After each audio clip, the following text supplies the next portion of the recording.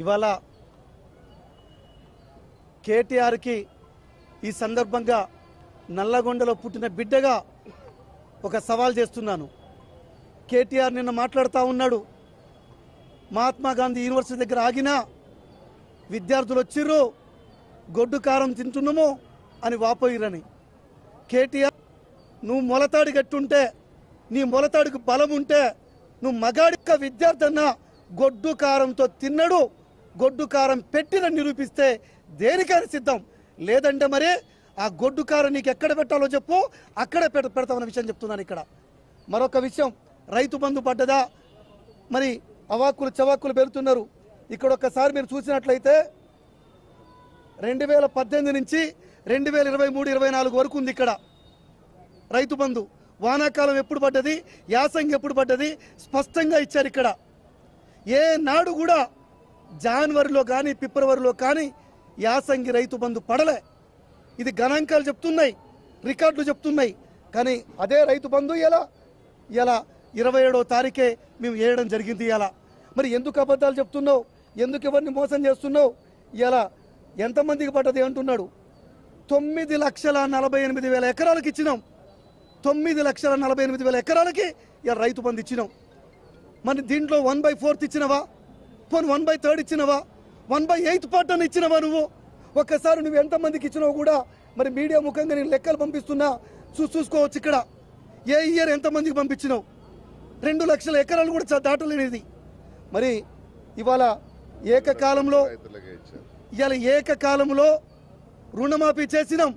21,000 కోట్లు ఈ దేశంలో చరిత్రలో లేని విధంగా రుణమాఫీ చేసింది కాంగ్రెస్ పార్టీ. ఇవాళ కేటీఆర్ అంటున్నాడు, ఏమంటున్నాడు, ప్రజాశక్తి ముందు ఏ శక్తి కూడా తక్కువ కాదు అని.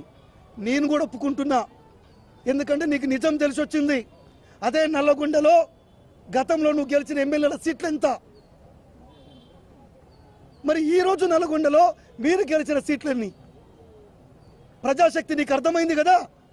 ఒక్క సీటే కదా, అది కూడా కన్ను లొట్టపై గెలిచిరు కదా. ఆ ప్రజాశక్తి ముందు మీరు తల ఉంచారు కదా. ఇక బియ్యం పండించడం గురించి మాట్లాడుతున్నాడు, ఒడ్లు పండించడం గురించి. కేటీఆర్, నీ కాళేశ్వరం లేకుండా, నువ్వు అక్రమాలకు పడ్డ కాళేశ్వరం లేకుండా ఈ రాష్ట్ర ప్రభుత్వమే కాదు, కేవలం నల్లగొండ జిల్లా తీసుకో. నల్లగొండ జిల్లాలో గత 10 సంవత్సరాల్లో ఎన్ని ఒడ్లు పండినాయి, గత సంవత్సరం ఎన్ని ఒడ్లు పండినాయి? నువ్వు బహిరంగ చర్చకు వస్తావు? మరి బహిరంగ చర్చకు వచ్చే ధైర్యం ఉందా నీకు?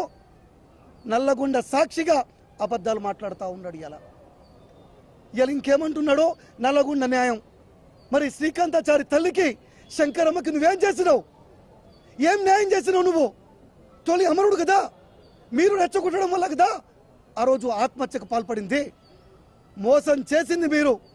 ఇవాళ కేటీఆర్ వస్తుంటే ఆ గుంతకళ్ళ జగదీశ్వర్ రెడ్డి కావచ్చు, మరి ఇంకొక రెడ్డి కావచ్చు, ఇంకొక ఎమ్మెల్యే కావచ్చు, నల్లగొండలో పుట్టిన బీఆర్ఎస్ నాయకులారు ఆలోచించండి. మూసీ ప్రక్షాళన అడ్డుకున్న ముండా కొడుకు కేటీఆర్ మూసీ ప్రక్షాళన అడ్డుకున్నాడు. మూసి ప్రక్షాళన చేయకపోతే నల్లగొండ బిడ్డలు ఏ నీళ్లు తాగాలి, ఏ నీళ్లతో పండించిన పంట పండించుకోవాలి? చాలా దేశాల్లో నల్లగొండలో వడ్లని నిషేధించే రోజులు వచ్చినాయి.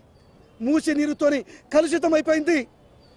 మరి కృష్ణమ్మ పక్కనే పోతుంది, నల్లగొండ ఎండిపోయింది, బాబునగర్ ఎండిపోయింది. కేసీఆర్ పాట రాసిండంటుండు. అరే వెధవా, నువ్వు గత 10 సంవత్సరాల్లో నల్లగొండలో ఎన్ని ప్రాజెక్టులు కట్టినావు? ఎంతమందికి అదనంగా నీళ్ళు ఇచ్చినావు? కాబట్టి కేటీఆర్ గుర్తుంచుకో, నువ్వు మాట్లాడిన మాటల మీద నువ్వు బహిరంగ చర్చకురా, మేము చర్చకు వస్తాం.